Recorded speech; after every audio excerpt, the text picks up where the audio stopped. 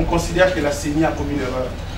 On ne veut pas dire qu'elle est de mauvaise foi. Elle a commis une erreur d'appréciation que votre cour aura l'amabilité de corriger. Le dépôt de candidature, il y a bel et bien de quoi considérer effectivement les requérants ou ici le candidat gouverneur agit au-delà.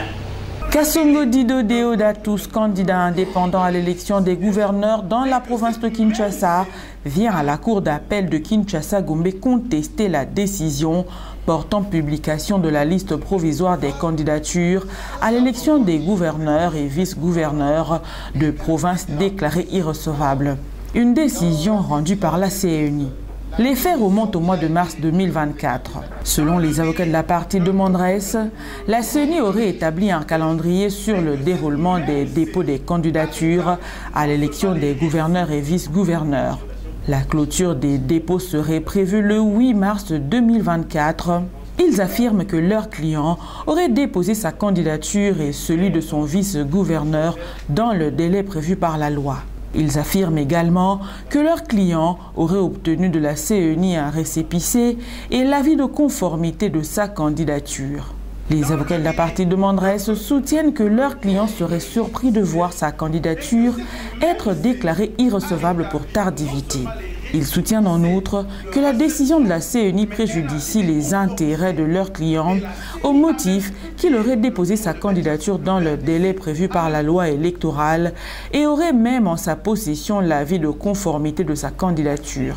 À l'audience du jour, les avocats de la partie demanderesse soutiennent qu'il y aurait erreur d'appréciation dans la décision de la CENI. Ils sollicitent de la Cour de dire fonder leur action, dire conforme à la loi la candidature de leur client, ordonner à la CENI d'inscrire leur candidat dans la liste définitive des candidats gouverneurs et vice-gouverneurs de la ville-province de Kinshasa. Dans le délai, tel que je viens de vous l'expliciter, et que cette même CENI a établi non seulement les récépissés de réception, mais un avis de conformité. Et la CENI a même publié, donc le bureau, le BRTC, a même publié sur la liste affichée à ce bureau la candidature de notre client. Il s'avère donc que c'est sans motif légal que notre client a été écarté par cette décision qui viole manifestement les dispositions que je viens d'énoncer. On considère que la CENI a commis une erreur. On ne veut pas dire qu'elle est de mauvaise foi. Elle a commis une erreur d'appréciation que votre cour aura l'amabilité de corriger. Nous avons étalé des jurisprudences, mais lorsque vous lisez la plupart de la Cour suprême de justice ou de la Cour constitutionnelle, dit le fait que le requérant dispose et du récépissé et de l'avis de conformité de sa candidature, la CENI ne peut pas prétendre à l'irrécevabilité d'une telle requête. Vous allez rectifier cette décision pour erreur matérielle pour n'avoir pas inscrit ou repris parmi les candidatures retenues la candidature de notre client, M. Théo Kasongo.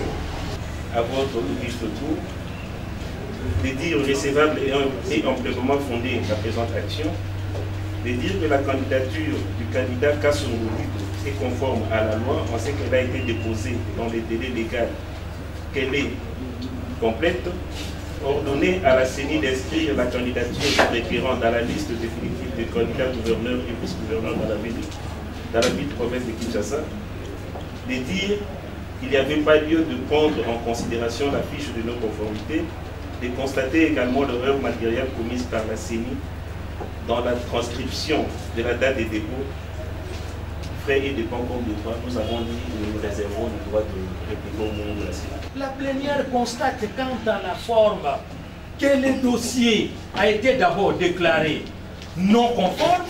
Les experts de la CENI, pour leur part, soutiennent que la requête de la partie demanderesse aurait été déclarée irrecevable pour tardivité de dépôt de leur candidature. Ils sollicitent de la Cour de confirmer la décision rendue par la CENI. Et la Commission électorale nationale indépendante a délibéré et a pris la décision pour déclarer la candidature irrecevable pour le dépôt tardif de ces dossiers tels que nous venons de les démontrer. Je crois que l'essentiel est clairement établi. Je peux également me faire compléter par un collègue si c'est OK. On estime que c'est ça l'essentiel qui devait être développé pour la CENI. Voilà pourquoi, Monsieur le Président, la Commission électorale nationale indépendante sollicite de votre Cour de confirmer sa décision et sa note va être déposée dans les délais. Comprenons que ce n'est pas un législateur qui a pris la parole, donc c'est un expert qui s'est limité à interpréter ce qui existe et non ce qui devrait être.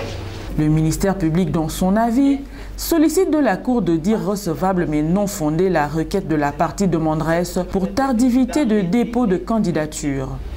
Le dépôt de candidature, il y a bel et bien de quoi considérer qu'effectivement les requérants ou ici le candidat gouverneur agit au-delà. Et puisque c'est tel, la vie est que cette requête sera recevable, mais en tout cas non fondée, nous avons dit que... Après avoir entendu toutes les parties et l'avis du ministère public, la Cour clôt le débat et prend la cause en délibéré pour se prononcer dans le délai de la loi. Pour se prononcer au plus tard le 8 avril 2024.